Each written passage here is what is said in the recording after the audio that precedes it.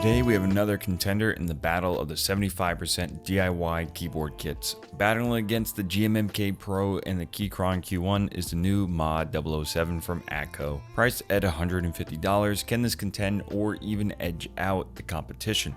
Well, let's build it and find out. The MOD007 is a 75% gasket mounted board with an exploded ANSI layout and rotary knob with RGB LEDs. It comes in a good variety of colors from black, gray, pink, and blue. I'm happy that there isn't an option claiming to be white, but instead is a light silver, so that's a good start. Anyways, let's start with seeing what all is included with the board. The packaging is pretty standard for this price point, but nonetheless nice. Get a rubber coiled USB-C cable, the board of course, a spare FR4 plate, and 3mm pour-on gaskets for mounting. I like the option of having an FR4 plate as it's one of my go-tos for a lot of builds with linear switches. I got the blue/navy colorway, which actually looks really nice. The coating doesn't have any visible defects or blemishes on the visible parts of the case that I can notice. The only part I do notice is on the aluminum plate, but this isn't visible once the board is built. There are chamfered edges all along the top of the case, which provides a nice dimensional look. Even the USB-C port in the back, which is a nice touch. The bottom side profile has a larger chamfer, which helps break up the design and creates a good looking side angle to the case. Also, it functions as a way to grab hold of the board. The bottom of the board includes 4 pre-installed rubber strips, which seem to be mostly aligned. At the bottom of the board, there's a total of 6 hex screws at size 2. The screw holes at the top of the case were a bit too deep for my hex bit to reach, so I used a socket extension to get the remaining end 2 screws out, so just keep that in mind. Once the top of the case is removed, lift up the plate and PCB and attach the daughter board connector. As you can notice, the PCB has north-facing LEDs, which provide better illumination than south-facing, but can cause clearance issues with cherry profile keycaps. I will test some cherry profile keycaps later on to test its clearance. The PCB foam underneath the PCB is fairly thin and airy. I can't see this benefiting the sound too much, but we will test this and different sound configurations later. There are 8 Phillips head screws to remove and separate the PCB from the plate, and if you haven't noticed, this board does include stabilizers, but they are plate mount, so we'll be using screw-in stabilizers instead for this build. There's also some plate foam between the plate and PCB. This seems to be pretty standard foam quality. The aluminum plate has flex cuts along the top and right side, while the FR4 plate does not. Yet the FR4 seems to be a bit more flexible than the aluminum plate regardless. Now for the build, they sent over these peach diced fruit switches, which are linear switches with a bottom out force of 50 grams, so similar to a Gatorun Yellow. Something to mention is that the FR4 plate does not have screw posts for attaching the plate to the PCB, while the aluminum plate does. I'll be lubing these peach switches with Krytox 205 grade 0 and 105 on the springs. I tried filming these peach switches, however they're a bit tight to fit around the rails on the lower housing and just too tight in general. The board fits 82 keys and the package of switches come in a count of 45 only, so if you want these switches for this board, just keep that in mind. Once I was finished, I lubed and balanced these Durock V2 stabilizers along with the Band-Aid and Holy Mod. I also added Band-Aid padding to go underneath the stabilizer wire. I then took the FR4 plate and began assembly. The plates are very tight with these Durock V2 stabs, so keep that in mind. It will fit, but it will most likely give you a hard time. For some reason, I could not get rid of the ever so slightest of ticking sound with the spacebar stab. I tried a handful of methods, some of which I think actually did get rid of it, but if you do hear it, I apologize in advance if you hear any ticking in the sound test. Anyways, I assembled the board with all the stock foam and pieced it together. I didn't notice the cherry profile EPPT keycaps giving any clearance issues, so that's good considering that this is a north-facing PCB. Okay, here's a sound test and the stock configuration.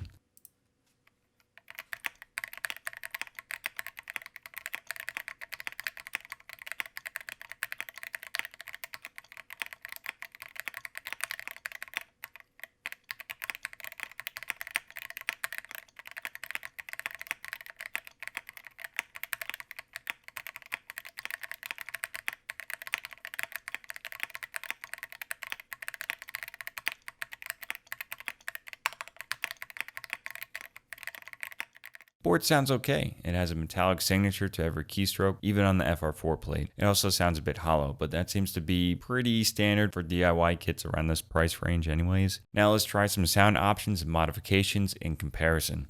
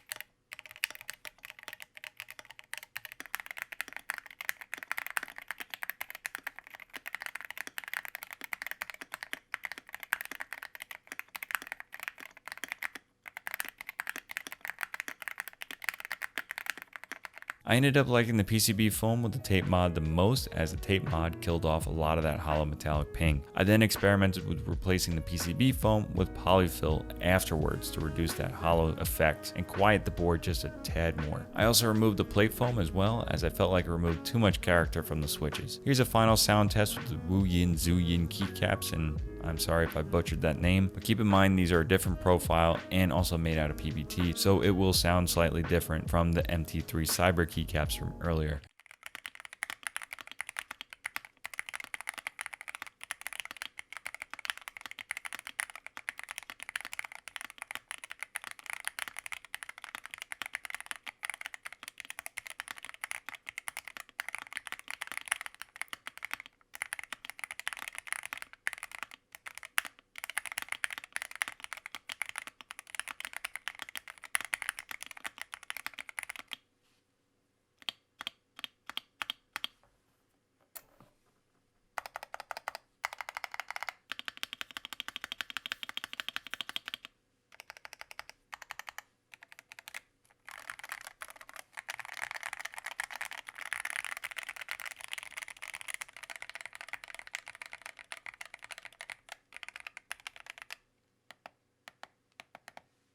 Now that I have the sound dialed in to my liking, how is the rest of the board? The typing experience is good. It surprisingly has a bit more bounce with the FR4 plate than I was expecting, compared to the GMMK Pro, which is really stiff for a gasket mount. The knob has a good amount of feedback with its large rotational steps. The only thing is that the knob is a bit wobbly. Not a huge deal, but something to point out. So where does the MOD007 place between the GMMK Pro and Keychron Q1? Well, I don't have a Q1, so my comparisons are limited. In terms of aesthetic design, the MOD007 is my favorite. It looks quite a bit more premium than the other options, thanks to the chamfered edges and pretty side profile. Now, in direct comparison to the GMMK Pro only, I think this board sounds better, at least in its stock configuration. The GMMK Pro is hard to balance muting the ping and a trade-off of killing the sound profile too much. The MOD007 has way more flex to the typing experience, which I like. Also, the MOD007 is a lot easier to assemble, with way less hardware and screws to take apart. Now, the MOD007 isn't without its own flaws. I think the foam and acoustic design needs work, perhaps with a shallower internal volume and better PCB foam. The plate should be only fitted for screw-in stabilizers. Since the plate supports plate mount stabs, it makes it for a very tight fit with screw-in stabs. I would also like to see some more flexibility in layout options, and lastly, reduce the wobbling on the knob. And the software doesn't recognize this board, but I'm assuming that will be fixed in the meantime, since this is an early release, but it needs to be fixed regardless. At this price point of $150 in version 1 or first generation, I can't really ask for too much else. Also, check out those peach sliced fruit switches. They're pretty nice to type on, actually. Anyways, those are my thoughts on the MOD007. Make sure to check out the rest of the channel and consider subscribing. I'll catch you guys in the next one.